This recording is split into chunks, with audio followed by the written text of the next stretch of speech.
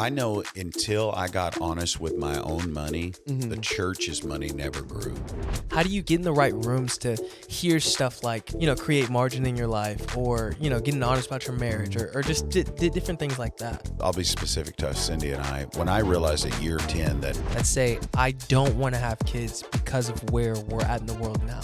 What would you say to that? the biggest thing, here's my biggest hurdle as a man.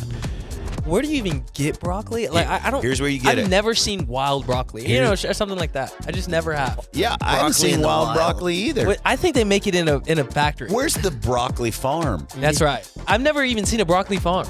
I'm 24. Roman's 24. How could we get ahead? If I was telling any 24-year-old kid, I tell my kids this, is,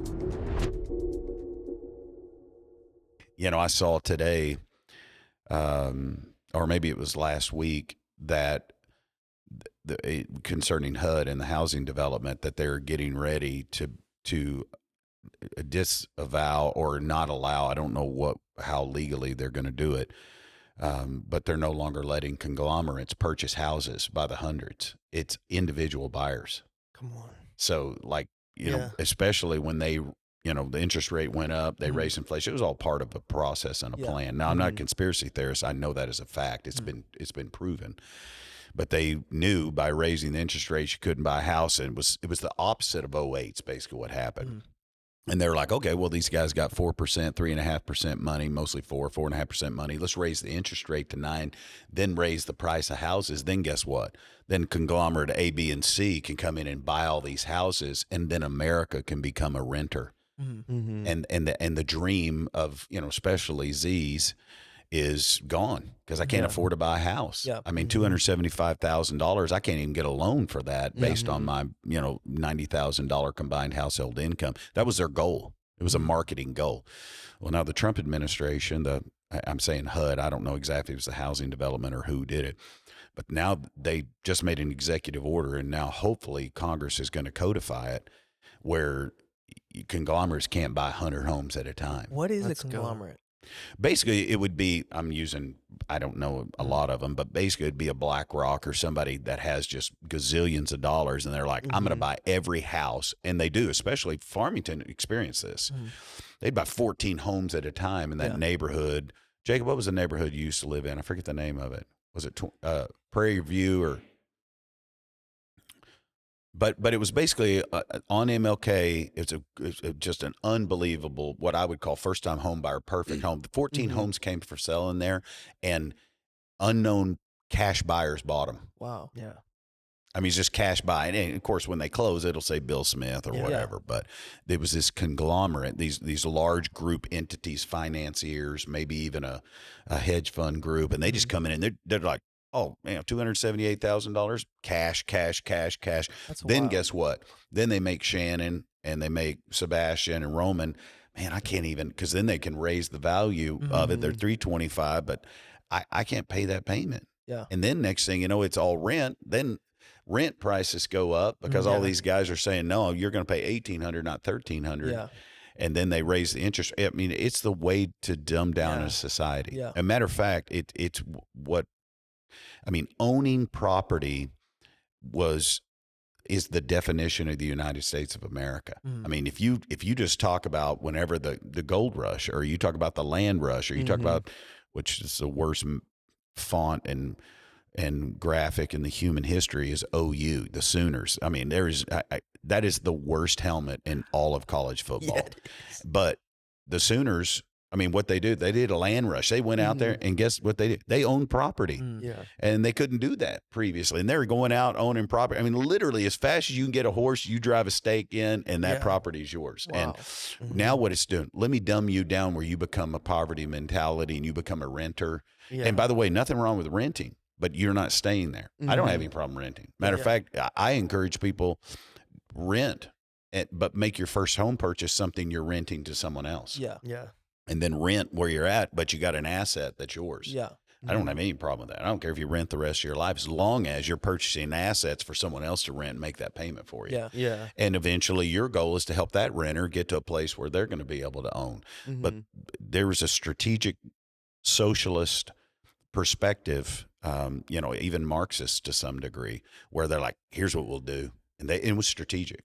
And it's not a conspiracy theory. So much so, I'm saying last week, the Trump administration executive order, and now hopefully Congress will codify it, where you cannot allow a large corporation or a conglomerate to come in and just buy all these houses up, especially when you start seeing, Arkansas's just got some of these amazing neighborhoods coming up, in Centerton and Gravette and Gentry and in between there and Siloam and Farmington and Prairie Grove and all the way out to Lincoln. I mean, it's the stretch, and we're watching it going to increase by, just literally hundreds of thousands of people in the next 10 years.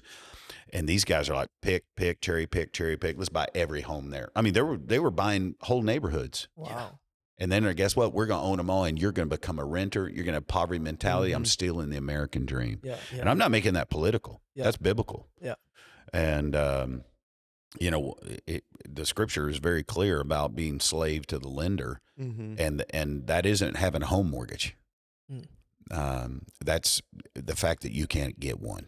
And there's other pieces of the puzzle biblically you can look into it. But socialism is, it's straight up demonic. And I'm not even talking about it politically, but basically where you're saying to yourself, hey, everybody deserves a little piece of the pie. And that's not what the scripture says. Scripture says if you don't work hard, you're cousins with the devil. I paraphrase that, by the way. But you might as well be. Yeah.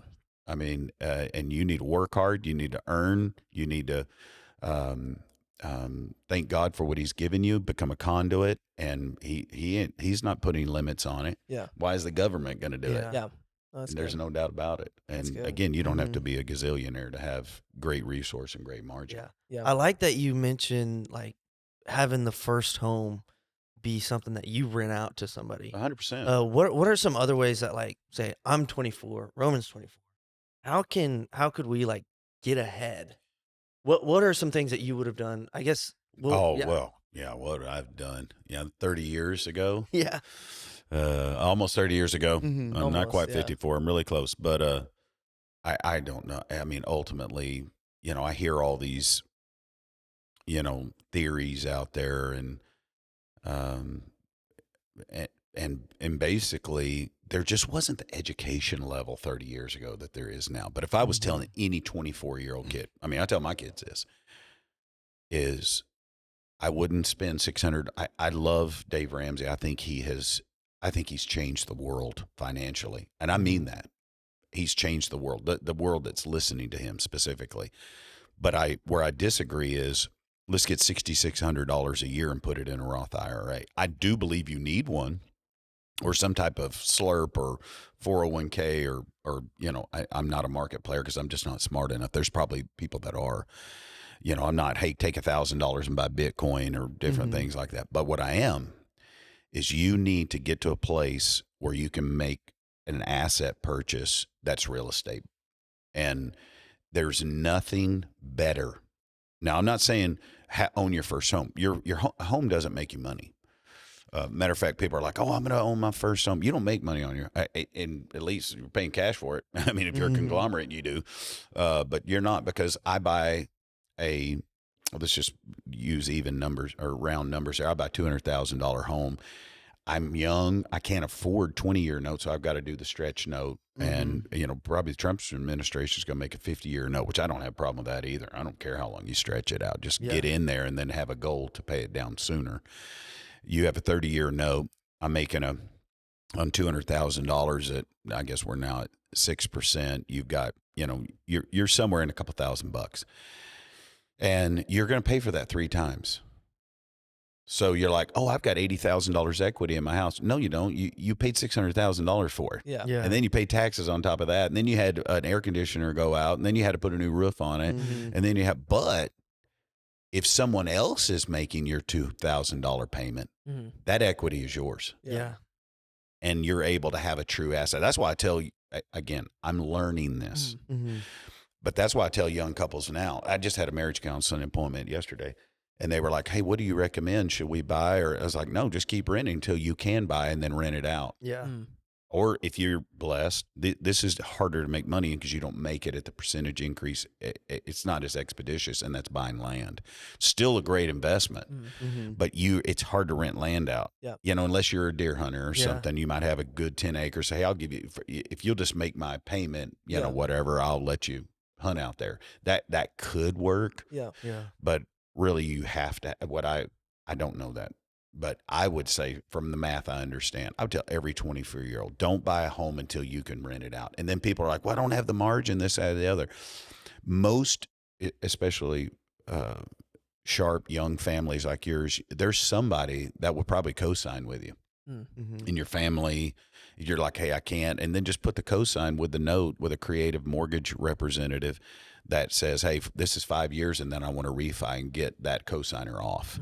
And then you do some type of guarantee. And a co-signer that's willing to, a family member, a mom, a dad, whoever, they have no risk in that. Because you're already got a renter and you got a renter system in it. And then there may be a month or two where you obviously, don't have rent, but. And then I tell every couple that does it, never buy a house in the winter, always buy it in the summer, always rent in the summer, never start a rent in January. No one wants, it's never a good time. Do it when it's warm. And then get your rent. And everybody's like, well, I need to make money. You don't need to make money. What you need to do is get as close as you can to making your payment. Then once you get 10 or 12, you can get maintenance margins and so forth. And if you live in Farmington, especially, you're blessed enough where you probably can make $150 a month to just make sure, hey, I put in, Cindy and I, we have a rent home, and today we have an electrician there. We needed a little we got a little bit of margin. So we got a little margin to have that electrician fix a couple of things that we wanted actually done to the house. And you just have to go in and believe it. That is the greatest investment that a young couple, I wouldn't toss it in the market. Now I would create some very marginal. If you want retirement, you can create, I'm going to put $400 a month into a 401k. I think that's wise. I think everyone ought to take $1,000 and throw it somewhere and leave it, for the rest of your life. And then you can just toss money at it here or there if you're able to do it in some aggressive, 5 to 8%. I mean, the market average at 30 years is always 5%. It has been my whole lifetime and before. Even if it ups and downs, it's going to average 5. A Roth IRA, they say if you put $1,000 in it in 25 years, you'll have, X amount. Some of that math isn't completely accurate, but it's a good idea.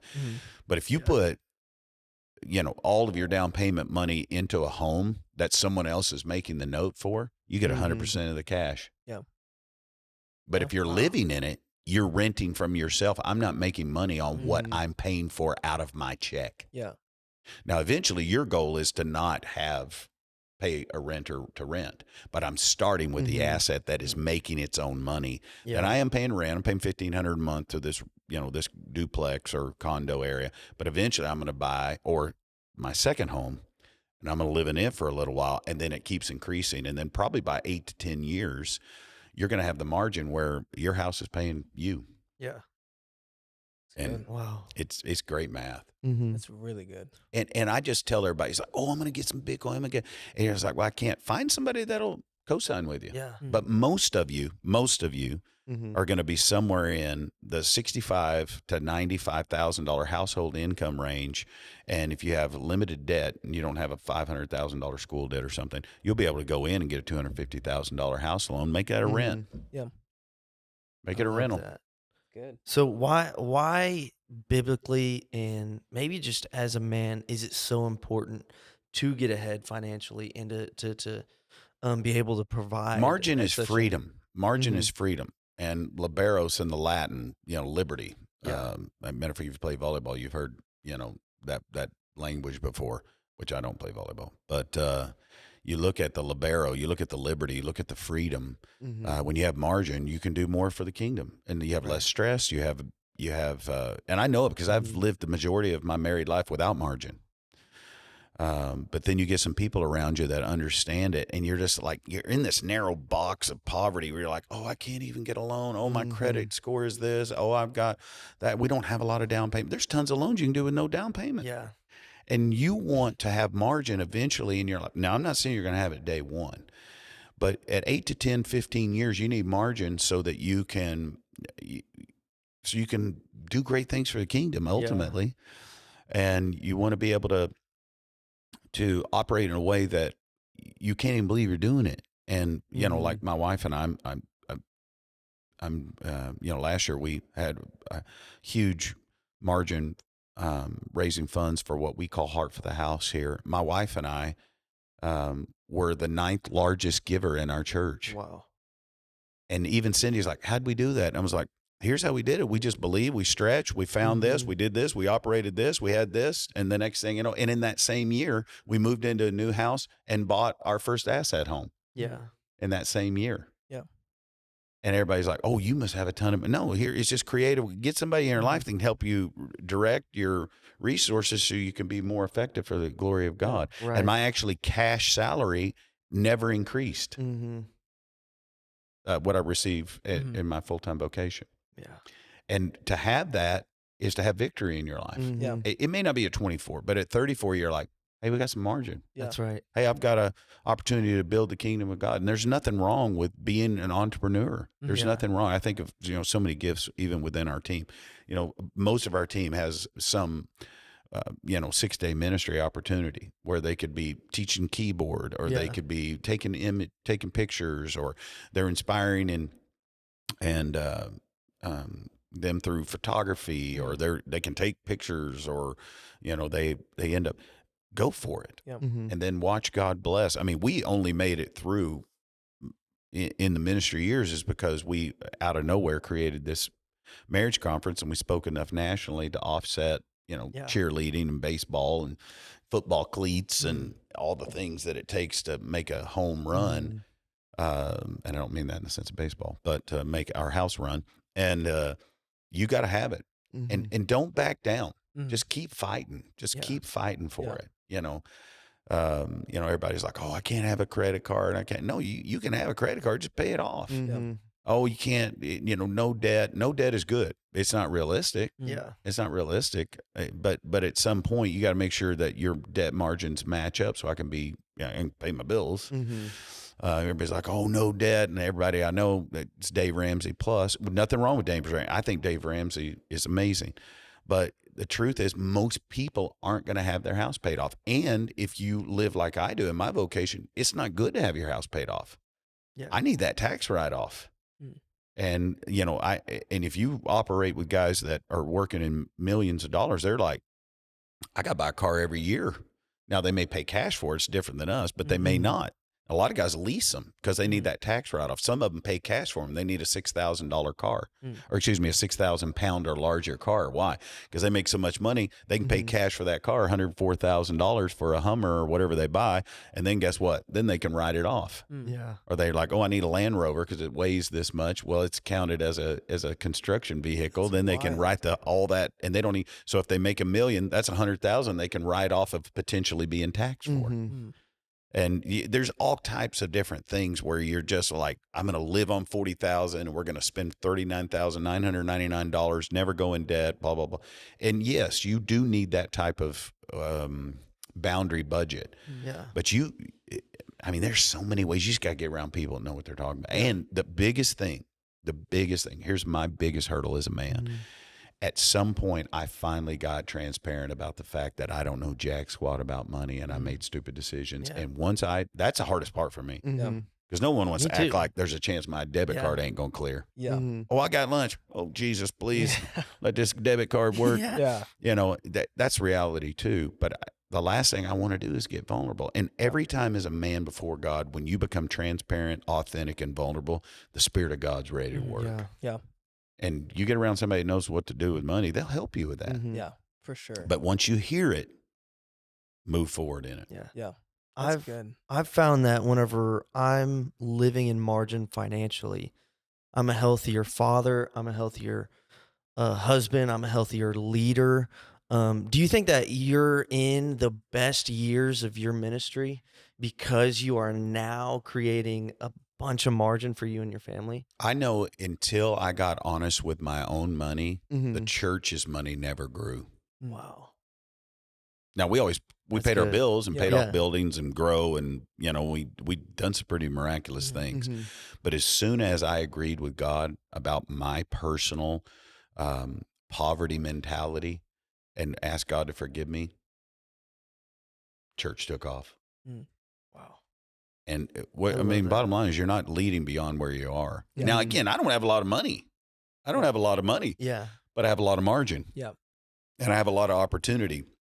And now the church has more margin. Yep. Now we have more opportunity. Mm-hmm. And it's only going to get greater. I mean, by the time I'm 63 or 64, I hope to not even take a salary from here, that these assets are going to create enough resource where I don't have to. And then that will broaden our budget for the church to have, more staff or more ministry or whatever. And I'm just believing God that he's going to continue to do that. And ultimately, it's not your employer's fault that you don't have great resource. Mm-hmm. Yeah. Or great margin. It's up to you. That's true. Yeah. And most people, I have a good friend that has a good salary job, but he wanted more margin in his life. And he has a secondary career that in the evenings, his kids are a little older now. So in the evenings, 2 days a week, he's able to make somewhere between $680 to $800 to $900 in 2 nights. Yeah. Mm-hmm. And he's like, it's changed our life. Yeah. It's changed our life. Then what do? Then you get the biblical principles of, 10, 10, 8, 80, and you tithe, and then you tithe yourself, and then you take 80 and you live on it. And then God just starts pouring in, and you recognize he's your blessing. He's the one that allows you to be successful. And then it really takes off. Then you step out in faith greater.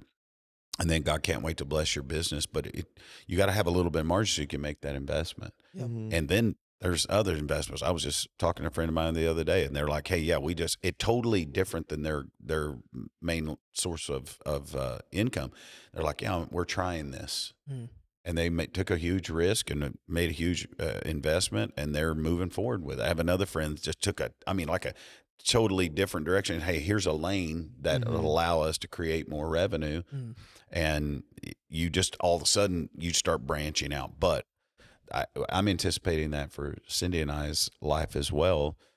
And right now, we have a goal. We have some asset goals, owned asset goals, and we hope by the time we're 63, 64 years old that those goals will be met. And then we're just going to be Katie, bar the door. Here we go. Yeah. That's so good. Then go. I love that. Just keep on. And I want it for the church too. Yeah. I want it for the church too. It's going to happen. Yeah. But you just can't, you can't live and teach somewhere you're not living. Yeah. I have people all the time ask me, why do you talk about marriage all the time? Because I can. Yeah.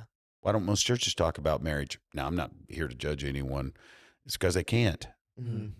I was never good at teaching on money. You know why? Because I was never honest about my own money. Yeah. Wow. And then all of a sudden got honest about it. Now we have churches that literally, Jacob can tell you this, he's sending stuff to churches, 3 or 4 churches. I mean, every time we get to Heart for the House, they coach us. Yeah. And I'm like, I'm not a money guy, but here's what we've done. Yeah. And we just watched a church in Sapulpa, Oklahoma that, they walked through everything. I gave them everything. We sent them all our stuff. I showed them how to do this. I told them when to teach. I told them when they exceeded their goal. Wow. First time they've ever done a Heart for the House. Yeah. I think theirs was a different title. And the pastor was just floored. But, my first challenge to him was this: you need to make a commitment of what you're going to give first before you ever do this. That's good. Are you willing To sow in. to bring it? And for Cindy and I think we just finished our 6th year of, creating margin, is because I finally got honest with God in 2018 to 2019 about my own failure. So create it, let's go with it. And definitely God is and I hate to say it politically, but God's all about blessing a capital market and a capital mentality and he wants to bless. He wants that. Yeah. And blessing is subjective. I'm not saying everybody's going to be a millionaire, but I do believe that everyone is going to prosper when you put it according to God's best. That's he wants good. that. And that's great leadership just in general. When you're talking about margin, when you're talking about being authentic and vulnerable about where you're at, do you think that leadership is all about getting around the right people, and how do you do that? Like how do you create, or I don't want to say create, but just get in the right rooms to hear stuff like, create margin in your life, or, getting honest about your marriage, or just different things like that? Well, when you realize, I'll be specific to us, Cindy and I. When I realized at year 10 that we needed some marriage help, I went to my immediate leader and didn't find the help that at least I was anticipating. And then we did it on our own. And so we went to an unrelated marriage event that wasn't even sponsored by our church. And we went, it changed our life. And then we got around a few people that also loved it because we're like, oh, you love this too? I didn't even know you did. And then all of a sudden they're like, yeah, this has changed our life. And then God started directing me personally as a leader. And then I had a few people in my life, wait a minute, they're passionate about marriage. And I mean, I can remember their last names. They're not really in our lives right now because they live in a different state. But one of the couples is coming to our Romance Uncensored. Yeah, let's go. Which is just absolutely, I mean, we may end up with 650 people at our marriage event. 318 couples right now. That's just supernatural. But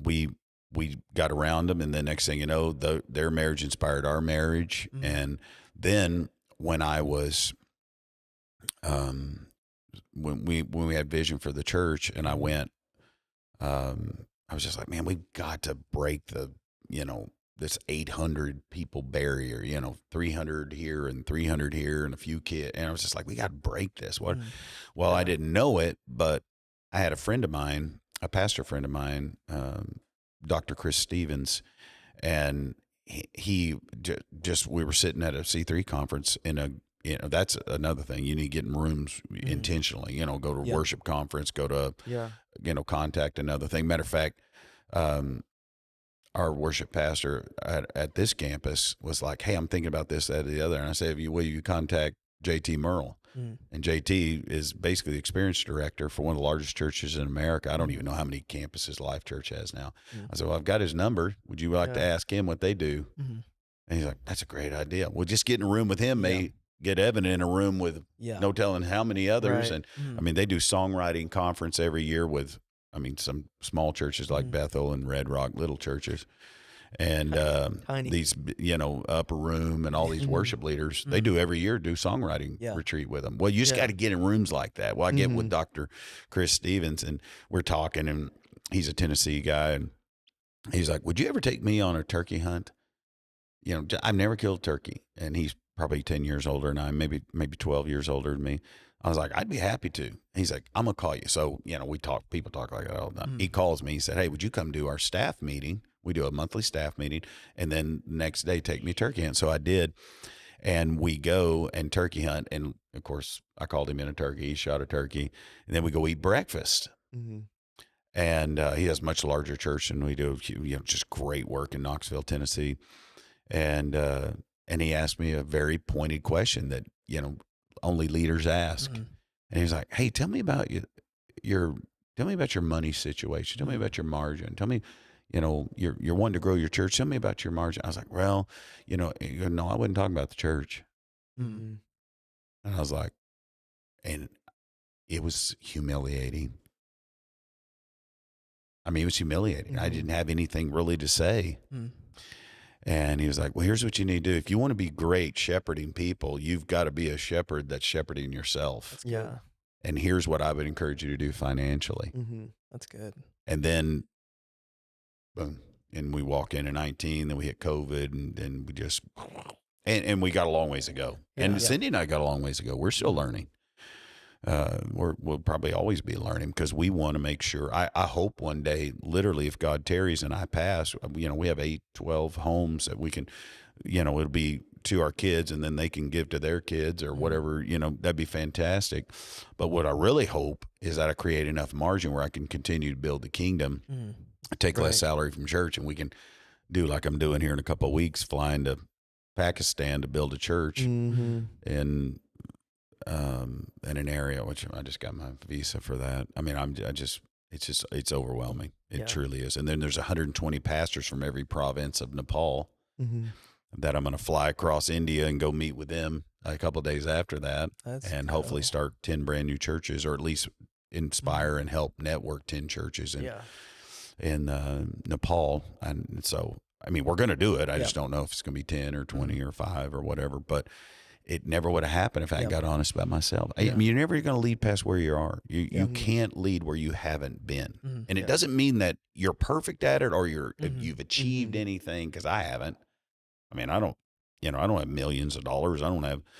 But I do know that I want God to utilize me in the conduit, and it's going to start first with me being obedient to Him, right. But then secondly, financially, and then being honest. And I should encourage everyone. If you're 24, it's Katie bar the door. Get ready. I mean, you Z's are going to be, and millennials are going to be just absolutely be able to rake in some great real estate, some great cash, build great margin. Because you know how it is whenever you got $100 in your checking account, it doesn't feel as good as when you have 1,000. You're like, oh, I can relax. We can run to Best Buy and get some headphones. I need this. I need to get tires on my car. And you're not going, well, we got, $1,400 on this credit card. Those things that happens still, even when you have money, but you have to, measure it all out. How can we do this? How can we base on it? So, we have a almost $600,000 project like right now at the church. And I ended up buying $780,000 last year worth of land, so that when we do this project, I can borrow against the land for a line of credit without having to spend all our money, so we can do more ministry, and then we can raise that money on the back end, pay that loan off in cash, borrow it against land that we purchased. It's the same process. So I'm going to pay myself rent to land that I bought, and we just bought another piece too last year, just right at the end of the year, another $310,000 piece. Put all that in, then I can build everything we're building on this project without taking cash out of our bank account. Then we can rent it to ourselves. And then when I'm ready at the end of the year, I can choose either to stretch that note, or we can choose to pay it off with cash right there. And then we're still able to lead people to Jesus, build churches in Pakistan, have the largest beach camp we've ever had, have the most romance uncensored we ever have when we go here and go to Michigan and go to Maryland and go to Peru, and it's all math within the math of your money. There's a lot of people who are going to be listening to this, and they're going to hear a lot of money talk from a pastor. Why do you think people get so weird whenever a pastor talks about money? Well, in my opinion, it doesn't mean it's right. In my opinion, it's because if you have 10 people in your church, 2 people give. Right. And 8 are ticked that you said something about it. And anytime you're called out, it's just, you got an option. You got an option of brokenness and humility, or you've got an option of harden and justification. And you're digging it out. You're TikToking every guy you possibly can, saying, oh, you don't have to tithe. You don't have to get tithe to the box church. You don't have to, you don't have to bring to the, that's Old Testament, all that. And that's great, for people that need justification. But ultimately, when a pastor talks about money, I mean, the things closest to your heart, the closest to your heart, let's just put it, if you're married, ultimately it's communication. And communication is just like, it's the exact same thing your blood does to your body. Your body is pumping blood through every portion of your, communicating if I'm healthy or not. That's exactly what blood is. That's what the Word of God is. And that's what it is in your marriage. And it's really, really, most couples that are struggling are not communicating well. The second thing, most couples, if they're struggling, is dealing with cash. And they're having financial hurdles, and usually they're ticked off about money. And then the next thing you know, the husband buys a safe, starts hiding cash, and then they get mad about that. And then they usually end up having major struggles over cash. It's the same way spiritually. God just simply, He doesn't need your money. He just wants your heart. And when it really is the close things, He wants to communicate with you, and He wants to know that you honor Him. And He gave as the model so that we could give. And then He, not only that, He wants to press it down. He wants to shake it up. He wants to make room for more. He wants it overflowing into your lap. And then you can go on and talk more about it, but ultimately that's why people, I believe, are offended. They're just not there. And I just tell people, don't be offended when a preacher talks about money.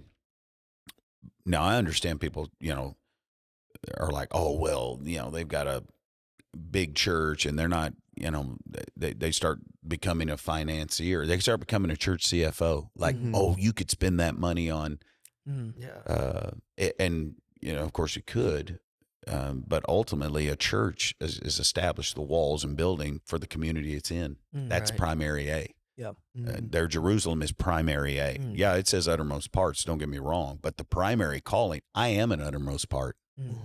Where did the church start? Where did the New Testament church start? Did it start in America?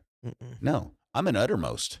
Yeah. So it was sent, and it got here, and I thank God for that. That first church in Jerusalem, and as this thing goes out, and then all the way into the Mediterranean world, and then the first Christ follower outside of Israel was in Greece. Yeah. And Lydia was the first one baptized there. And then guess what? Then it came up and around, and I'm an uttermost. So I'm investing the majority of my resource in this uttermost part. Yeah. Then I'm going to do, and we're going to continue, as I mentioned, Pakistan and Nepalese and Peru, and we have a church there, and we're going to continue to invest, and gave hundreds of bikes to needy families and help people with all that. There's no doubt about that. The percentages are going to, but that's why most people, all of a sudden, and I've had someone recently, they're just like, why do y'all spend so much money on building? Why do you have that big pond? Why do you have multiple campuses? Why do you have this, that, the other? And I'd share it.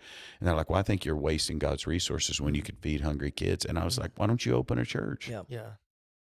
Start feedhungrykidschurch.com. And you're going to find out real quick, you don't feed kids without any money.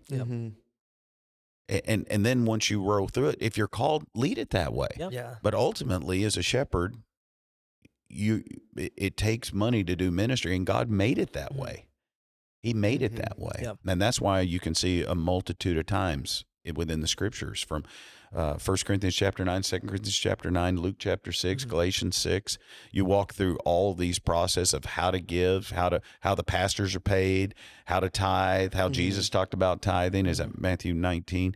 Where he speaks specific to the Pharisees. I was like, yeah, give. Don't stop the latter for the former. Yeah, you still need to do what you're, the tithe, but don't be sitting there trying to make a big deal out of it, because the widow just gave more than anybody. Yeah. And what's crazy about that, the widow's mite, the crazy part of that is Jesus was watching the offering plate. Yeah. It says he watched as they gave. They talk about Jesus they didn't have offering. They did. They had tithe. Tithe's been from Abraham before the law ever happened, but Jesus watched them take up the offering. Either way, I think that's why most people don't want to hear about, issues that take you to the next level, because most people don't. Yeah. I mean, in the Bible it says and correct me if I'm wrong, it says where your treasure is, your heart is, right? So, I mean, that's where people hit the most. I know that Nathan Finocchio said one time that some people go to an altar call and have a life-changing moment, with it being emotional. But a lot of people's altar call is when tithe comes around. When that tithe bucket comes around, it's like, man, am I actually going to trust God with my money? I'll trust him with my salvation. I'll trust him that he died on the cross and that I'm going to heaven if I die. And I'll trust him with that. I'll trust him that, I'll be in my car and I get to pray to him and I get to worship to him. But will I trust him with my heart? Will I trust him with my money, with what I think is treasure? Not just what I feel like he said was treasure, which was my whole body, but will I trust him with my resource?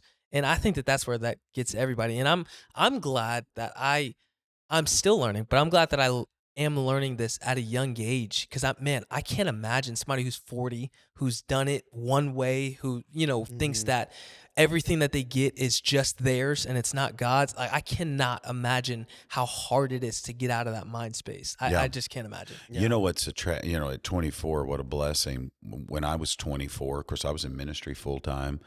I was in seminary. Actually, I wasn't yet. I wasn't in seminary yet. I didn't start till I was 25.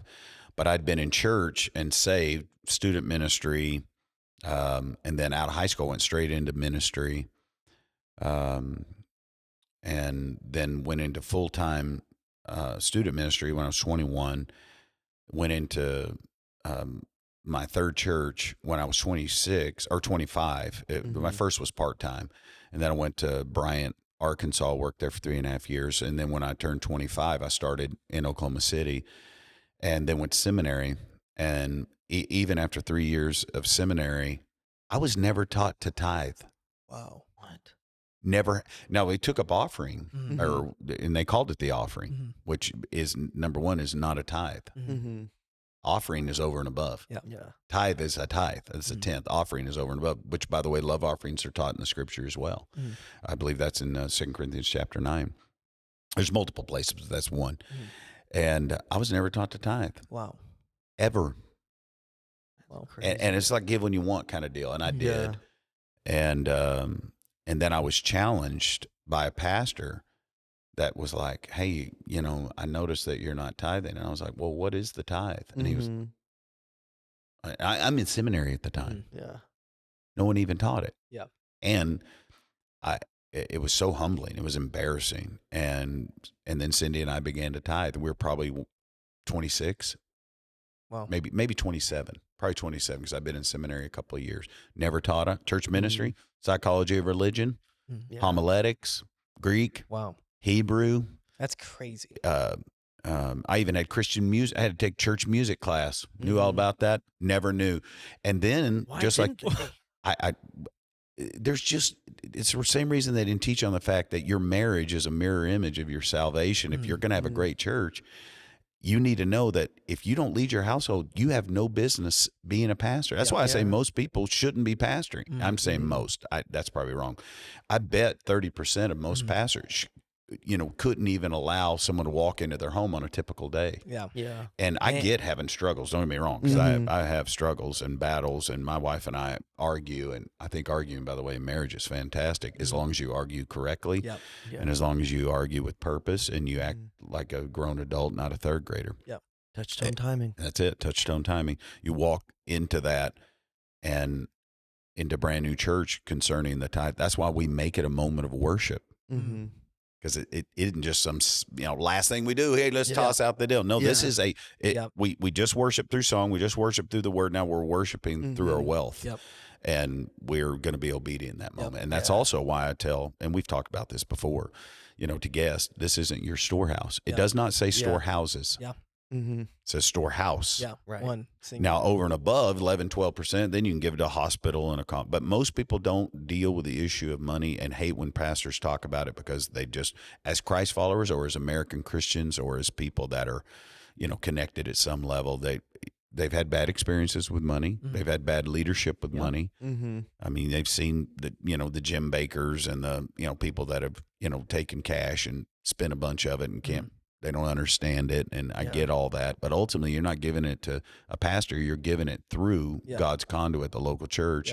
And if he makes a mistake, that's on God. If he's stupid with that's on you.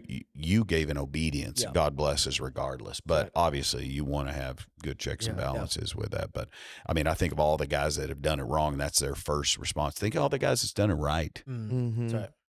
I mean, there's a truckload of Chuck Swindoll's and way more. Huh? There's way more people that did it right versus who did it wrong. Yeah, and you look at churches that guys that have either passed or just didn't do it well or didn't finish well. I hate it. Even for heroes of the faith of mine. People like Ravi Zacharias and even people that are still living like Brian Houston and what I just heard the other day, Philip Yancey. I mean, he'd been in he's like prolific. 17, probably 20 million copies of all of his books been sold. One of the best Christian writers. And of course, one of the times I got kind of like Philip Yancey, he tweeted about how he thought Trump was terrible. And I was like, and this is in 16, he's like, how can any conservative Christian be for Trump? Blah, blah, blah. I was like, Philip Yancey? Are you joking me? Of course, he was in an 8-year affair with a woman that isn't his wife. Oh my goodness. And I hate that they don't finish well. But again, he wasn't a senior pastor, but there's guys like, Bill Hybels who's just like, oh man, come on, man. Don't be making out with your staff, and of course he was like, investigate me, and they did. And then Craig Rochelle took over the Willow Creek Association, at least their conference. I don't know what all. And it's so disappointing. But there's a bunch of preachers doing it right. And that's ones you need to focus on. I mean, I was, there was this pastor I was talking about how publicity always goes to the people who do it wrong. Always. All the time. Like everybody keeps like kind of dumping on mega churches. Like this was maybe like two years ago, and they just dump on mega churches. Like mega churches are terrible because of all of these people who did it wrong. Yeah. And then this pastor was like, well, like, if you look at everybody who's done it right, like it's way more. Yeah. Like not even like that there's, like 15 and 15. It's like there's like maybe 15 who've done it wrong and 100 and you know what I mean, 150 who've done it right. And it's just like crazy how many people look towards the publicity of it and the bad and what people do wrong, and that's what gets on the camera. Nobody applauds what, even like here, what we're doing here. Like, Brand New Church is a gift to Farmington, to rural America, just in general. Yeah. It's a gift. And nobody's going to like post that and be like, oh my gosh, like look what they're doing and this is incredible. That's just not going to get views. It's not going to get likes. Now, if somebody does something wrong, if somebody comes out and they're having an affair for 8 years, then that's going to be all over the U.S. Right. Everybody in the U.S. is going to know about that one. You know what I mean? Yeah, it's sad. I mean, I feel like it's sad for where we're at today in our generation is when somebody does something wrong, everybody's eyes go towards that. Yeah. But when somebody's doing it right, it's like, yeah, that's great, sure. Or whatever. Oh yeah, they're doing that great. Sure. And I think that's terrible. And there's so many, for again, this is my era, every Jim Baker that's out there that did a Praise the Lord program and was saying they're building something and they were spending money inappropriately and then had basically a prostitute and spending money on her, for all those, there's a Bill Bright. There's a Wycliffe organization that was started. There's somebody that created Nav Press, or there's somebody that started Navigators, and those ministries are still thriving and they're fantastic, and they're multi-million-dollar organizations where they finished well, and not only that did they finish well, they're continuing to see the reciprocity of and there's. For every one, there's 100 that did it right. And that's where you got to focus on. But we just live in this, illuminated, in your face, TikTok, hyper. Because, there is some ones that, a ton. Yeah. That we can TikTok about, but there's a ton that we can celebrate. Yeah. Why do you think that our eyes ignore everyone that's done it right, but we're just so attracted to the story of the one who did it wrong? I think it's human nature. I mean, it's just like driving down Highway 62. You're going to pass 20,000 cars, but one that just makes a dumb decision, gets pulled over, wrecks, whatever. We're rubbernecking. I mean, we're like, whoa. It's just in our human nature. And it's a lot easier to celebrate someone's failure to hopefully find out in some form or fashion I'm not as bad as I think I am. Yeah, exactly. So we just, it's just human nature. I'm guilty of it. But I think as an organization, and it especially specific to what we have the opportunity to be a part of, it's why we've got to increase all the areas of our life to be more effective for the gospel. Be honest, where we need to grow, and it'll allow us to be more effective in our leadership, because this could be the most important time in human history. I mean, I'm sure, speaking of pastors in the past, they've all said that, but I just feel like it's electric right now. I just feel like everywhere I turn around, I'm just like, God's going to get the glory. I was watching, even politically, just watching the White House and some of the things they're doing, and prayer services, and secretaries that are just, I'm not saying they're perfect Christians by any stretch of the imagination, but I am saying, man, people are going to have to hear a lot more about the gospel and God's word and things like that than they are about, things that I would consider extremely liberal and incorrect. And it is fun. And then seeing some radical policy as well. And as a church, we're going to have to stand up. Maybe more than we ever have. And, but we are at a place right now, I think, especially speaking specific to America, where we can speak up. And I would even say for countries like Nepal that had, tragedy last year, where they had the, basically burning down buildings and overthrow their government. But it started from some Z's that were just like, I'm done living in a communist nation where these guys are robbing us blind and we can't succeed. And now, I'm not saying they went about it correctly, but and I'll be over there in a few weeks. But it's neat to see that there's just because of social media and some other things, a voice can get out and just say, you know what, I don't want to live it this way anymore.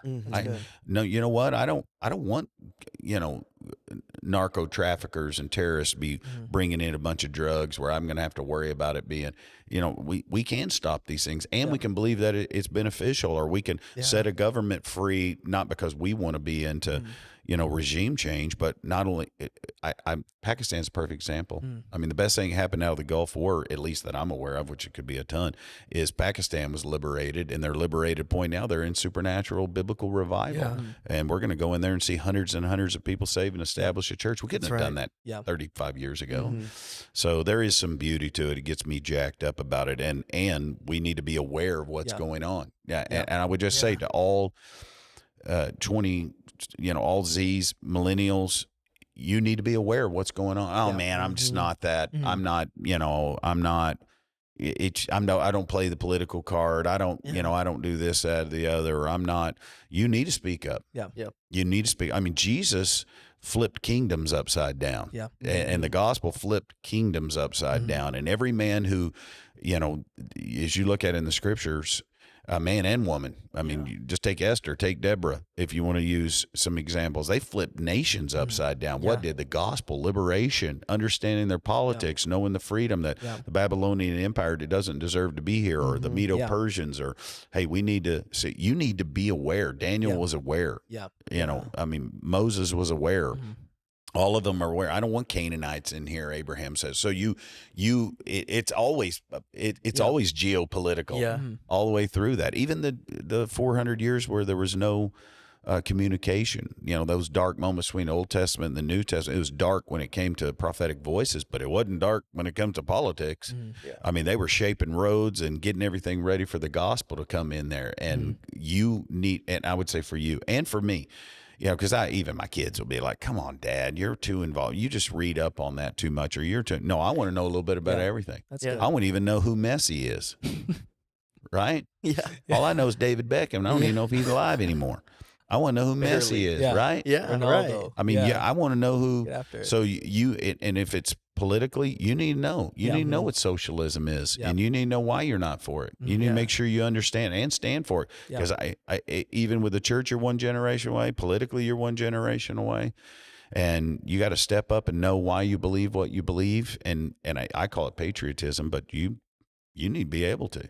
Just like that New York mayor that was elected here recently. Crazy. I mean, for people are like, why do you even care about the New York mayor? Well, he's going to have, as a mayor, the loudest voice in the United States, and we need to know why we disagree with this. And people are like, oh, you're just against Muslims. I'm not against Muslims. I'm against democratic socialism. And here's why. Now I'm saying politically. Now I'm against people believing they can find the one and true only God through an Islamic religion. I'm against that. But I'm not against a Muslim being in leadership. I'm against someone that thinks democratic socialism is biblical, number one, and number two, that it's right in America. It's not. You need to know why. And then you need to make sure you're listening so it doesn't just matriculate into whenever, Alba and Quincy are listening to politics whenever they're rolling. We got to be aware. That's good. And I would lead in that if I was y'all. There's I feel like there's speaking of Alba and all the next generation, there's an epidemic, I feel like, with my generation, with people who are my age, that I run across all the time that say, I don't want to have kids because of where we're at in the world now. What would you say to that? I think it's foolish. I think it's foolish. I mean, I think we have 4 children, and we would have had more. KJ, of course, our kids all upside down, and for whatever reason, Cindy just like having upside down kids. And what does that mean? They're breech. So she had to have cesarean to have kids. Well, the last cesarean. I thought you were talking about their personalities. Well, that's for sure. We already know that because they get the upside downness from their dad. But so she had a uterine rupture on her last one, or we'd have more kids. And I mean, but it was obviously medically, she didn't want to have an exploded uterus, and I mean that obviously she would bleed out, and so would the baby. So we at least in the human form, stopped having kids, we'd had more. I encourage every couple to have as many, especially a Christ-centered home, have as many kids you can. Yeah. Just load them up. Yeah. Why is that important? Ultimately, I think it's important because we, especially as Christ followers, I want to shape a culture. Yeah. That's right. And not only that, it's a gift to have children. The scripture says they're a blessing. They're not priority, by the way. They shouldn't be the CEO of your home, which most are. But they definitely, you need to have as many kids as you can to make a difference. And you're like, well, I can't afford it. And you can. You can afford it. You just may have to work a little. You may have to deliver pizzas. Yeah. Yeah. It's like, well, so-and-so isn't paying me enough. Don't make it about them. You're the one that took the career. You're the one that took the job. You said yes. You signed on the dotted line. Quit making it their fault. Work harder. Right. Deliver more pizzas. Drive an Uber. Find a way. And then have as many kids you can, because it is a blessing for that kid to be born in a Christ-centered home. And people are like, oh, we're just going to have 2. It's so hard. Yes, it's hard. 4 kids is hard. 8 kids is hard. I'd say have 8. I probably would have. Matter of fact, recently, I won't go into all the details, but recently, Cindy can tell you the exact year, but I'm going to say 6 or 7 years ago, God asked us to, God asked us to, had to. Which, by the way, 67 was my football number in high school, just throwing that out there. Go. So if you need a 6'7", you want to wear around all the time. Random thought, but I met your old football coach. Coach Tice. I did. He ain't old. He's young. He's 70, he's young. He's 72. young. What is he? I don't know. But I met him, and he was like, yeah, I used to 90? coach Shannon. I was like, what? I was like, what in the world? He coached G-Paul. Yep. Hey, we were 10-0 2 years in a row, and then lost in the second round of the playoffs post time. But I was talking about something that was important, and that is you're going to have kids. Right. Yeah, that's what it was. Yeah, you're going to have kids. Yeah, it's hard. Yeah, it's difficult. Yeah, you just think, but you just need to get at a place where you're willing to do whatever's necessary to say, I want to make a difference, and I want my home to make a difference. And so I told Cindy, I thought God was calling us to adopt 6 or 7 years ago, and I was like, I heard the Holy Spirit. Are you willing to adopt? And there was a child that God had put on her heart, and so I just mentioned it to Cindy. We were going to the bedroom, and I was like, babe, I just think God wants us to pray about the willingness to adopt. Of course, she looks over and she's like, there's no way that's the Spirit of God. And I was like, it may not be, but would you pray with us or pray with me about it? And let's just see what God says to us. And she said, yeah, let's pray. So we prayed before we went to bed. And then I woke up and I was like, he wants us to adopt. It's a specific child. It wasn't a specific adoption, blanket. And Cindy was like, what do you think? I was like, if we can make a difference in this child's life and this child can make a difference for the glory of God, let's do that. And that day, the child, who was 7 years old at the time, his mother got out of whatever she had to get out of, where the health department or human services, DHS, then said, you can be placed back in your original home that next day. Wow.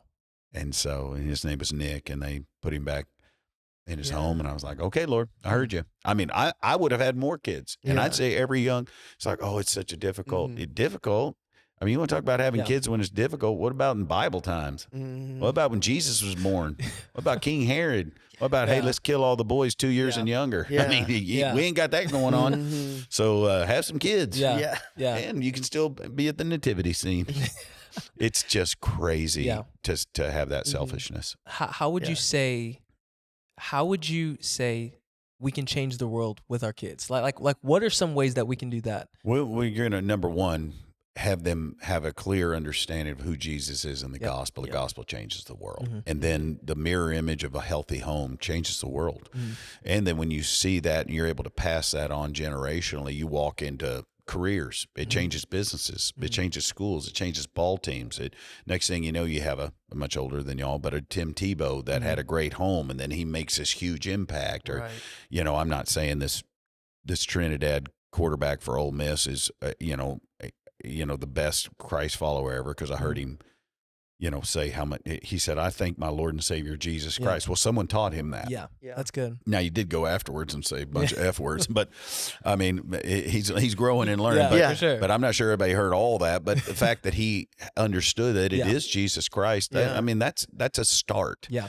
And I get an opportunity to mirror that with my kids. Yeah. Now, that quarterback from Indiana, I mean, he's basically, I think he's a student pastor on the side. I mean, he sounded straight up like one on his interview, but he gave God all the glory. He gave his family all the glory. And it's obvious his family's, and I don't know all of their, it sounds like they could be Catholic. I don't know. I truly don't know. But I love the fact that they're desiring to have a home that's an impact player, and the gospel makes a difference. Yeah, right. Even some that don't understand the complete gospel, they understand God's perspective and what God wants from them, and it changes voices, it changes generation, it changes trajectory. Even in situation going back to politics, I'm not saying that President Trump is a Christ follower, but I know this principally, he understands a lot about Christ. And one is, you know what? My brother died of addiction. I'm not going to be a part of it. That's pretty amazing. Number two, my kids aren't going to do it. Now they do now. I'm sure that I don't know if they do, but I'm sure they do. He still doesn't. And every time you turn around, he's sitting there having a Diet Coke, and everybody else is like, well, I need some celebration energy because I'm insecure and have to have a drink. He's like, I don't need one. I'm not going to have. That's good. I think that's a great thing. Yeah. I love the way he raised his family. I love the way all of his kids are leaders. Yeah. All his kids are inspiration. And I would say, I'm not saying he's a Christ follower. I know he didn't raise his home, but he had principles that are principles of morality. And ultimately, he is now stating we need to be a Christian nation. Some of that is, if we didn't have that, and we didn't have kids, and we aren't birthing children that are into godly homes, they're not telling those stories. I mean, why did we have, probably last night, I don't know the numbers, I didn't look, but I'm going to say 700 middle schoolers, junior hires, and senior hires between all campuses. I'm going to say it's close to that. I know middle school room in there had over 100. I mean, just middle.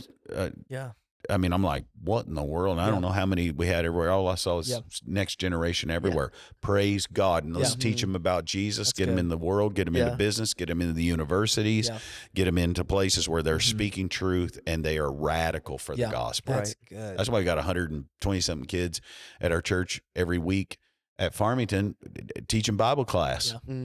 I mean, I get them in here, public school kids, tell them about the #1 bestseller of all time. I mean, there's not anyone in the field of archaeology. No one. You take Dr. Scott Stripling. I mean, he's one of the best archaeologists in the world right now, digging up, especially in Israel and in the Middle East. He's amazing. And you sit back and see anyone who's in anthropology and they're studying the culture of humanity. They use the Bible. Yeah. I don't care I don't care if it's Harvard. I don't care if it's whatever you think's the most liberal school in the world. They are Oxford. They're looking at the scripture because it is the most accurate. That's right. When it comes to archaeology, history, human events, human culture, the actual test of true time measurement. There's nothing like it. The Roman world, and we can go on and on and on about it. But we can even talk about the year. Yeah, exactly. Yeah. We all say 2026. Why? Just look that up. Look, chat, grok that. Yeah, because it's all based off when Jesus died. Exactly. That's right. And of course, they try to change the nomenclature. I don't know what the nomenclature is. It sounded weird. I heard something the other day. Oh, they changed it from, AD to some 14-letter deal. I think it was like ACE or something. I don't even know. That's Ace Hardware, actually. Ace Hardware. You ever go to Ace Hardware? Yeah, I've been there. You need Ace Hardware's got it going on. Yeah, you got to go in there and get you, like Gabe, he didn't have a tape measure. He got a kid, he's married, he ain't got a tape measure. What is going on? Go to Ace Hardware, somebody, or Tractor Supply. But Ace Hardware, you can find those anywhere. Never been to Tractor Supply, but Tractor Supply is good. But Ace Hardware in Prairie Grove, he got it all. Get you out. Come on, Gabe, get you a tape measure. Every man needs a tape measure. For sure. In your car. You need 100%. To buy. Here's what I'm going to say to every 24-year-old, every Z, every millennial. If you're in college or older, how about that? You need a small bag with every tool that you can possibly afford in it. Do you need tape measure? You need Phillips. You need a flathead. You need probably 3 sizes of each. And you need something you can cut with. Yeah. Now, I'm not saying a saw. Something you can chew with, yeah. And maybe a pencil in there that you can chew a little bit of the edges off. Shoot. Oh, sorry, shoot. Shoot, We ain't getting into guns. We're not getting into guns. Don't put a gun in your tool bag. That's a whole that's a holster. But you need as many just tools as you possibly can have in a small bag. Yeah. And you need to know how to change a tire. Yeah.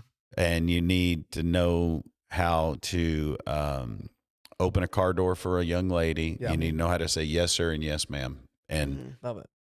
Hey, then you're on your way. Yeah. Yes, sir. Do you have a tool bag? I do. That's my boy. I have 2 different saws in there. I have 2 different power tools in there. Whoa, yeah, 2 that's sanders. I ain't saying go broke. No, Good. I mean, Yeah. power tools nowadays are like $10, $15. You can get a good drill for $15 at Walmart. Mhm. I mean, Really? there's nothing. This Yes. battery powered? Battery powered. I think you're in the kids section. No, I bought one of those for Robbie. It's I'm like a serious. AA battery. I wonder. After this, I'm gonna look it up and I'm gonna show you. Don't. Why after this? We got people. Yeah, Yeah. y'all got phones. $15. Look up. I'm sure. Just type in- I bought mine. Type in For power drill. Power Yeah, drill at 20 bucks. Walmart. Yeah, because if you have, if you get the DeWalt tool set with 3 is like $200, and that gives you a little mini skill 200 bucks is saw, a insane. drill. $22. What brand? Hyper Tough, $22. Yeah, that's all right. Yeah. That's all right. Mm-hmm. Okay, we're not going to one. get into the pink ones, but I know this. See, Roman knows. He's helping y'all save money, get you a power tool, and then fix that doorknob. That's right. Which I was terrible at all that stuff, but I'm getting better. Yeah. I think a lot learn of it. it's because I'm healthier. Be a learner. But yeah, $22 power tool. Wow. You need it. Mm-hmm. I mean, you just need to know how to fix the basics. You may Yeah. never use it, but I've got some really shiny tools. I Yeah. can tell you that. There's some things that I know I'm just like, I ain't even trying. I got a socket set, I promise you, is the shiniest socket set in all of Northwest Arkansas. Oh, I'm just, but I will say, and my girlfriend will tell you this, I'm better than I used to be. There's something, I think it's mental clarity. Mostly is I'm a little better at fixing stuff. But as Z's, you need a tool. You just have it in the back trunk. Be the person that pulls over and knows how to help somebody with the tire. Yeah. yeah. It doesn't mean you have all the, but you can at least help a little bit, and then you can at least dig the stuff out of their trunk. We had a situation the other night, and we go, of course, we have the 2 grandkids. I'm almost 54. It's probably 8 o'clock, which is, I'm not usually not even out that late. I mean, I don't go to bed at 8, but I'm pretty chill at 8 o'clock. I mean, things are pretty chill and low light at the house.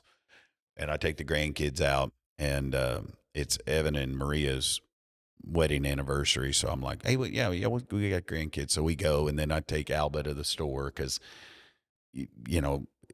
I just love buying her just little gifts, and especially ones that can stay at Cece's house, because then they come and they play and then hang out. So we get there, we go to Walmart, we go through it. Robbie's, he's ready to go to bed. It's parenting, but I'm grandparenting. We get in the car, we load up the kids.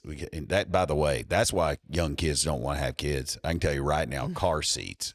You want to talk about lose your salvation fast. I'm glad I'm not Armenian. I'd have to get saved and baptized every Sunday just from car seats.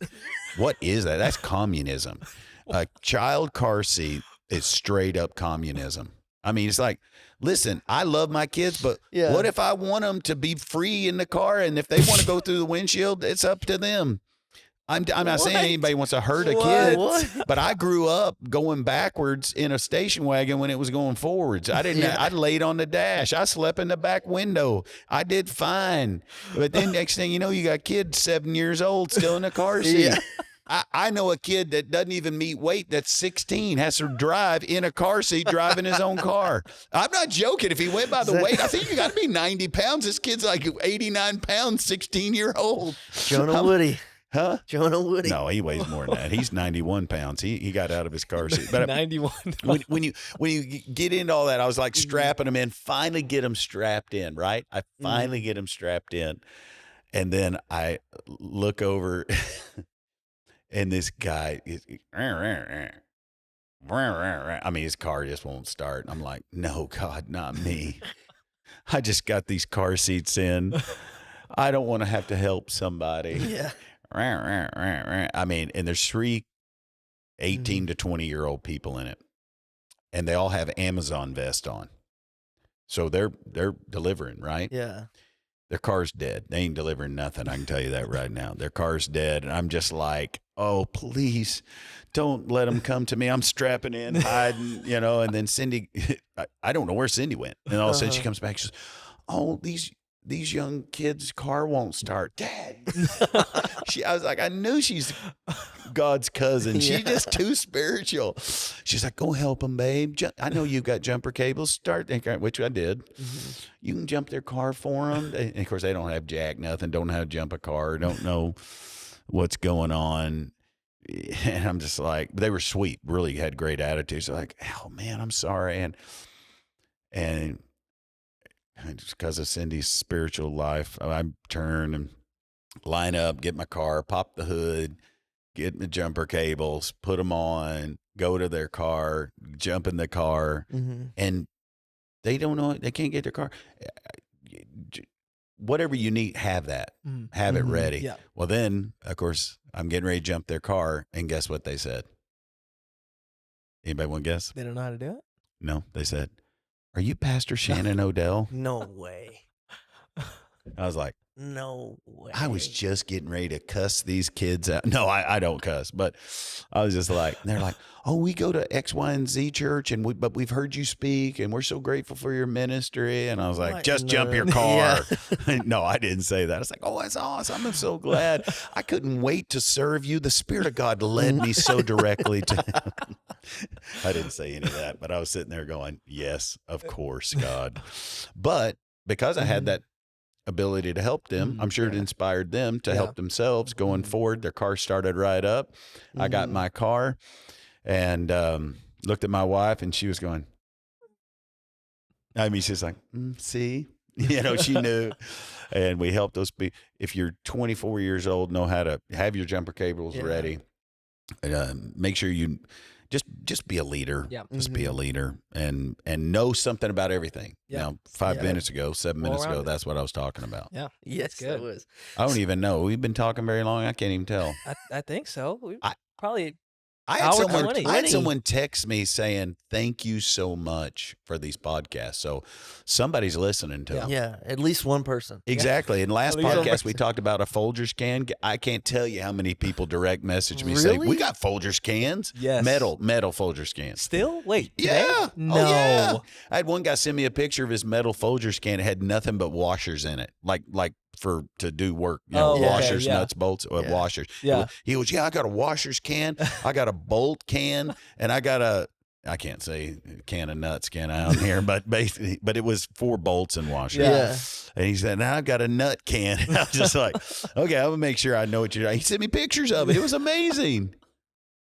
All Folgers cans. I think that's a great use of Folgers cans. Yeah. I've never seen them in my life, but that's cool. That's really cool. I use It was the good old days when they had metal. Now it's all plastic. My grandparents, they buy the big old tubs of it at Walmart. And during deer season, they got a tree in their front yard. I'll pick them up, I'll throw them in the corn, and then every deer in the neighborhood comes. That's perfect. Yeah. I like that. That's perfect use.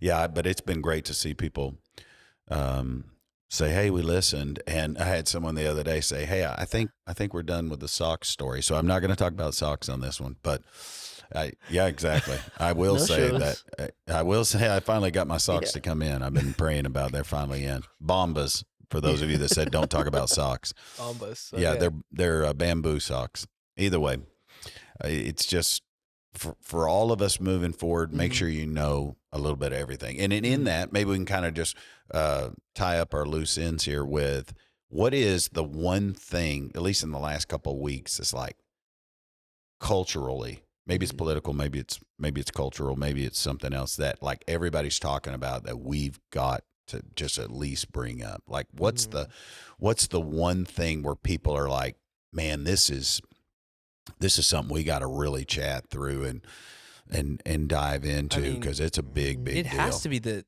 you brought it up before, but the New York mayor. I mean, it has to be him. Here's what I think's gonna happen there. He's gonna run his course quick. Mm-hmm. It's gonna be like so evident that it doesn't work. Yeah. It's gonna be revealing for the positive. What I'm scared of is that it'll work for a little bit, and then somebody else will do it, and somebody else will do it, it'll catch fire, and then it's possible. That's what I'm scared of. That is definitely the reason to be aware. Yeah, but I personally believe he is going to sink it. They're going to look at it and see how foolish it is, and I also think with that, what's going to help sink it is all of this fraud that's been going on. That's just for whatever I think is the Holy Spirit. Is being revealed, especially right now in Minnesota. Mm-hmm. You know that young Shirley kid, is he Nick Shirley? Is that his name? Yeah. Basically, he's a YouTube journalist. Just went to Minnesota, started knocking on doors. Of course, he's been doing this for years. No one's known him, but he starts, and then he goes and he's looking for this one place that received $14 million from the Minnesota, it's federal funds that went to Minnesota. That then they go there to this place, this business that received. I mean, it's shown they've been received $14 million. There's nobody there. Wow.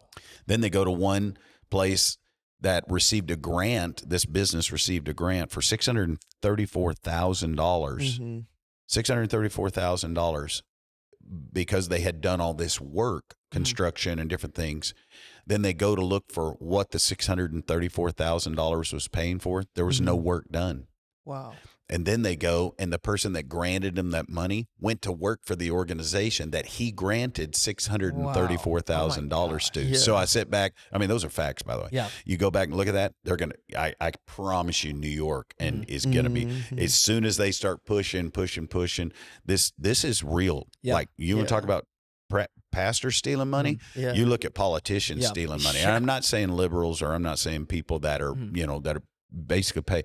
They're saying now that in the trillions of dollars over the last decade has been added directly to our debt, to the nation debt, the national debt, because of not money truly spent, but money truly given back to politicians through fraud. Crazy. Wow. They're saying now, just in Minnesota, it's going to be $50 billion. Oh my gosh. They know of $9 billion already. Yeah. But they think it's going to be $50 billion. If it's crazy. That in Minnesota with 100,000, basically insane. An area of 100,000 people that they've been basically using, so they could take that money, give them just enough to keep them happy, and then give politician A, B, and C. This is proven, by the way. New York, it's going to be wild. Yeah. It's going to be hundreds of billions. California, hundreds of billions, because they say there's daycare A, daycare B, daycare C, and they're starting to knock on all these doors. Crazy. This Nick Shirley kid just lit a fire, and there'll be a bunch of people your age, I guarantee you, that's going out and knocking on doors. And I think because of that, in New York specifically, that Mondani, or whatever his name is, Mondani. What is it? Mondani. Yeah. Is it Mom? Mondani, yeah. Mondani, it's going to be like, whoa. Yeah. Because they all came to him about the whole deal with the immigration and fraud and then having court hearings for the Venezuelan fake president. And he's like, oh, yeah, we're going to do everything we can to stop it. And then he gets on the news. He's like, I can't do anything. I'm a mayor.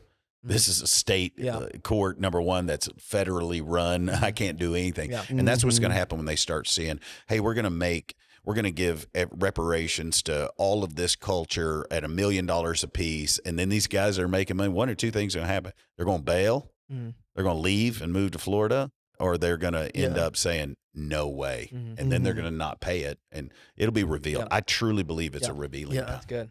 Romans 8:28. I mean, what these politicians are doing now are going to make what Nancy Pelosi did with her stocks look like light work. Yeah, the crazy part of that stock deal is that you can't track that. You can see, obviously, she knew what was up and coming, bought stocks accordingly, and military moves or whatever, and supposedly her husband bought it all, and it's corrupt as all get out. Yeah, but this fraud money comes from the federal government. Checks are written. And there's some things, and even Doge and Elon Musk said, we don't even know where the money went. Yeah. They're like, that's crazy. Yeah, it's $5 billion, but we don't even know. We don't have any receipts. Yeah, not million, $5 billion. It will drive.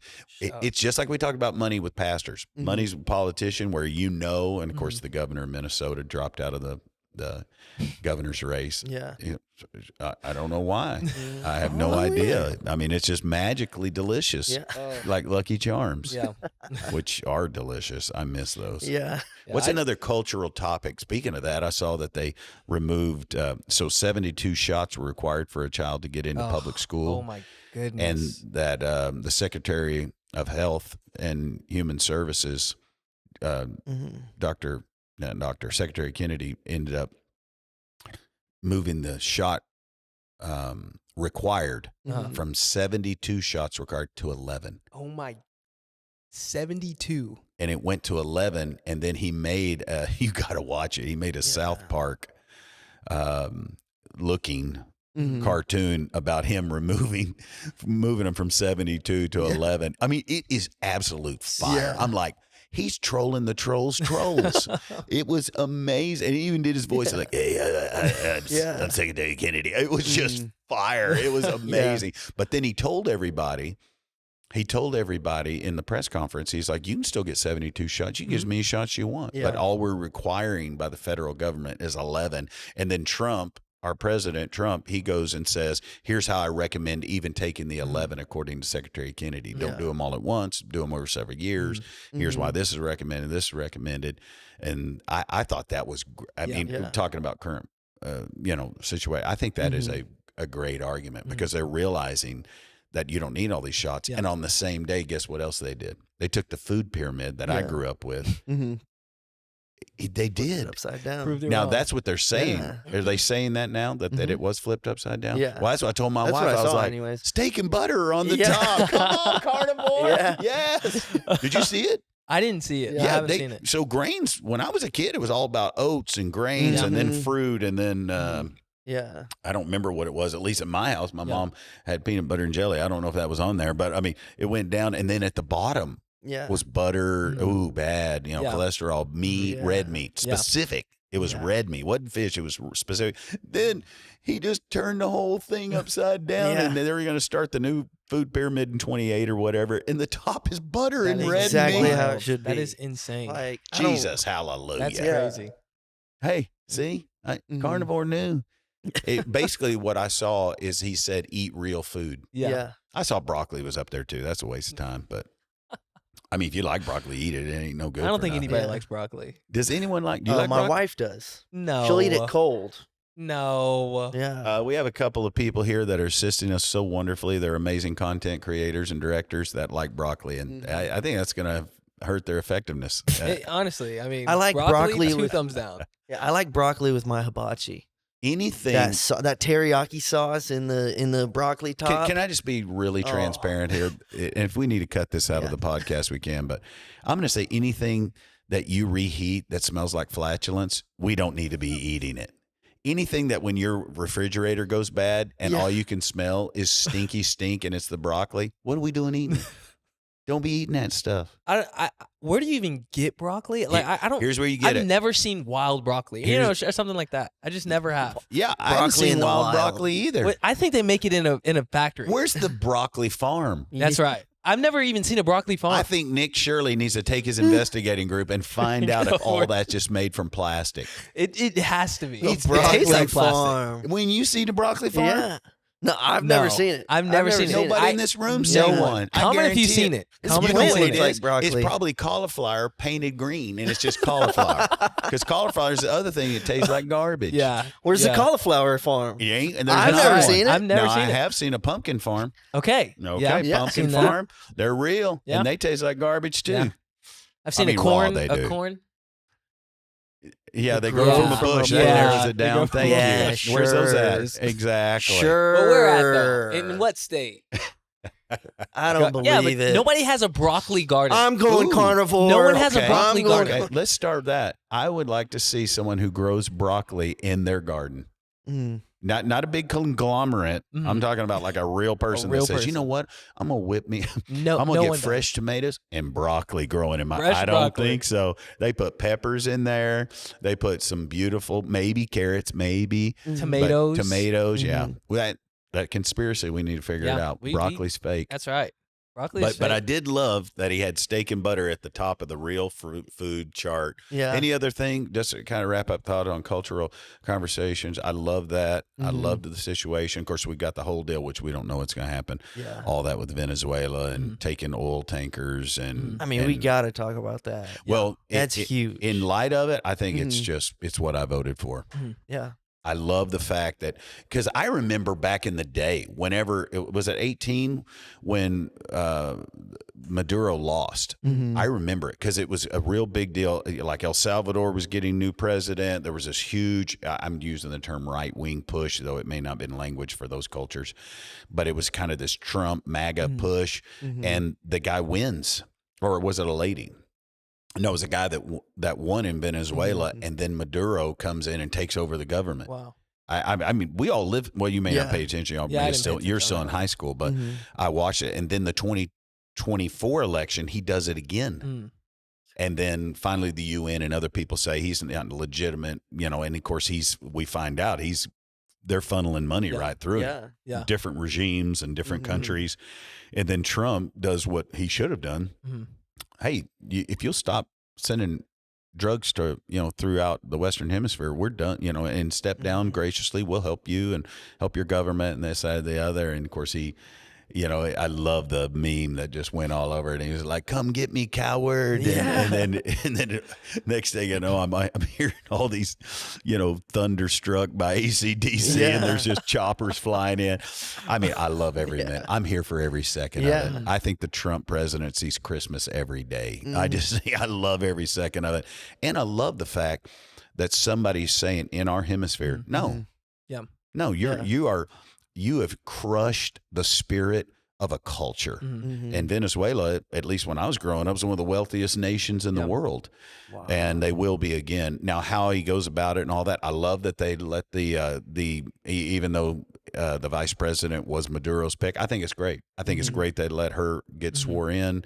I think it's great, kind of let them do their deal. And then as the American government says, hey, here's how we're going to win through this. And if they side with it, they allowed their country to do their own thing. It's not regime change. They didn't go in there and say, no, we're putting so-and-so in part of it. No, they let the vice president swear in. Now it's up to them. Now you can live. Now, obviously, the oil and the way they're going to make money, they can't keep, letting Iran's, people go by and use it for things that aren't best and not be paying the people. That's the problem. It needs to go into their coffers. It needs to go to their country. They need to experience the taxation that allows their country to succeed. And I think they're doing that well. Yeah, I think that's incredible. I've seen like the other side of the TikTok and Instagram plays where they're like, man, like, the U.S. shouldn't have stepped in, and they're doing all this other stuff, and it's all Americans that are saying that. But then you look on the other side, in every Venezuelan on social media is celebrating. They're like, they're throwing a parade. Their family, that people who have been impacted by this dictator, they're celebrating. And I think it's incredible. I have a missionary friend that it serves in that whole area of the world. And then, of course, we have some pretty impactful ministry that takes place in South America. I mean, very impactful. We have a campus down there. Well, there's a missionary that goes directly and serves with Venezuela, and one of his, the church basically is underground with Maduro. They came out and had their first public worship service Sunday. Let's go. And not only that, he said, something I'm so excited about being free from this dictatorship is I don't have to constantly worry about the government coming in and stopping my bank account from working. Like they just go in and steal their money out of their bank account or freeze it where they couldn't operate. That's crazy. They'd literally, anybody that opposed it, they would literally just shut their businesses down. Wow. I mean, it was true dictatorship. We have no idea. So they weren't allowed to have public worship services? No. That's so crazy because I saw a video of the dictator, I forget his name, Maduro, praising Jesus Christ. Oh, of course. He claimed to be Catholic, and he'd have the Catholic priest come in and pray over him and all that. And I'm sure in everyone's heart their desire is to know who God is, but ultimately, I mean, he was pay-to-play guy, and he was a figurehead, and obviously they were running a ton of schemes, and their whole plan was, there's a political shift, and it's all part of the game. I mean, when you go to Revelation, it's all about Russia, and it's all about China, and it's all going to be about that eventually. And then Iran's going to play a key part, and it's all headed down the Middle East, all coming from the north. I mean, it's blood up to the bridle of the horse. I mean, probably because there's going to be some type of magnetic shut all the power down all over the world, and everybody's going to have to go back to horses because your military doesn't work anymore.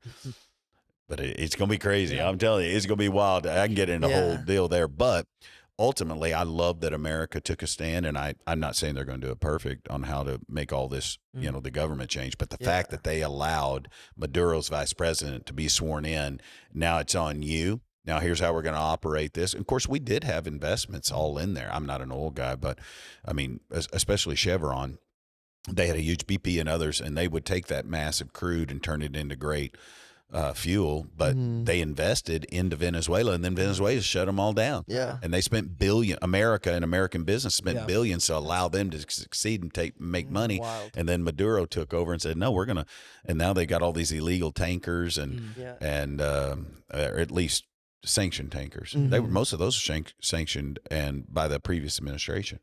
Those oil tankers. Wow. Wasn't even Trump, it was all Biden administration. Which, I saw something on that, like where everybody who is mad at Trump now for doing what he did, Biden was saying the same thing like a couple years ago, and like they showed like receipts of it. Yeah, and I was like, what is what is going on? Yeah, the harshest sanctions given, and even the Biden administration went to $25 million to capture basically Maduro. Wow, they'd give him $25 million. Well, Trump upped it to $50 million. Yeah, and then caught him himself. Yeah, and probably put money in his pocket. Somebody was an informant. It was like the main guy over the military in Venezuela. Yep, and then I forget who it was. Yeah, and then they had friends, that knew where he was, and then they just kept these drones at about 40,000 feet and just followed him for 4 days. And he didn't even get to his bunker, didn't he? No. But they didn't even have to cut through those walls. Well, he got right to the door, but they were able to keep the door from closing. But that wouldn't have mattered because they had blow torches. And they had to cut right through it. But the fact that every nation, America already won. Here's the chess that I like to call of Trump. The UN denounced him, Maduro. 66 countries denounced him. 66 countries. Now all I got to do is go in and put him in jail because we have already got an indictment against him. I mean, several countries had indictments against him. He's a drug trafficker. 66 countries say he's illegitimate. I have no loss here. Well, guess what? I'm just going to go in there and pluck him out of his house and put him in jail. And what are you going to say after you said he was illegitimate? You're going to come out and go, oh, you so mean. No, you're going to go, yes. Everybody's winking. Yeah. Everybody's winking. It's like, let's say he's not legitimate, so we'll do that part, but he's going to give us free oil, or he's going to help us that, or he's going to fund my war here, or he's going to do this. Because everybody wink. Everybody, it was like Republicans and Democrats in America were on the same team. And it's the same way with this. Biden's like, naughty, you naughty boy. And then Trump's like, yeah, he is naughty. I'm going to go over there with some Apache helicopters and steal him out and put him in jail because it is right. But everybody's like, you're naughty, pet. You naughty pet. Was that Chris Farley said that? And you go through it. But the reality is, they ain't going to do nothing about it. They're just playing political games. And that's why I love what Trump did. And I also love that there's less drugs coming into America. Ultimately, I love it more. Not for the drug trafficking. I love it more because there's some Venezuelans going to hear the gospel. There's going to be freedom. They're just like Pakistan going there. Who knows? We might be, because of the freedom given there, we might be doing a Venezuelan brand new church. I'm ready for it. I love it. I get jacked up. There's probably some other cultural stuff we can talk about sometime. I mean, immigration. We got to talk about it sometime. One time we will. We'll spend more time on it. But 100%. Obviously, if the law says don't do it, you broke the law. You broke the law. There you go. That's my. I do want to pray for us though. Absolutely. And I feel like that at least from everybody I hear from that this you guys bring in great value. So I appreciate you taking time to be on. Of course. This XwhyZ podcast. Honestly, it really I love it. It is a lot of fun. I did notice that. I don't know enough about the algorithms, but we're literally having hundreds and hundreds of views within days of our posts. So I just encourage everybody that's listening, share it. We'd be honored if you give us a little bit of space on your valued social media. Click like, I don't ever hit the bell. I don't feel like I need it if I have subscribed. But if you subscribe to the channel, it'll give you. It'll to let you know that you've got a new post. But I'm good if you hit the bell as well. And all of it's being posted on Brand New Church's YouTube page, Brand New Church Podcast, and we've given it the title XYZ, just Generation X. Answering the whys of Generation Z and vice versa. So it's been a lot of fun. But if you can share it and encourage somebody, we'd be blessed by that for sure. I'm gonna pray for us. Yes, Jesus, thank you for this opportunity to communicate and really just talk through some vital issues and some not vital, but just fun communication and get to know each other's heart. I just pray you'd be glorified in it. And I do pray for every marriage. I pray for everyone's resources as they ask questions concerning. I pray for these Gen Zers that want to make great investment, that you'll just open their eyes to it and allow them to see how to be successful. And I pray you'd continue to bless and grow and use us to build your kingdom. In Jesus' name, amen. Amen. Awesome.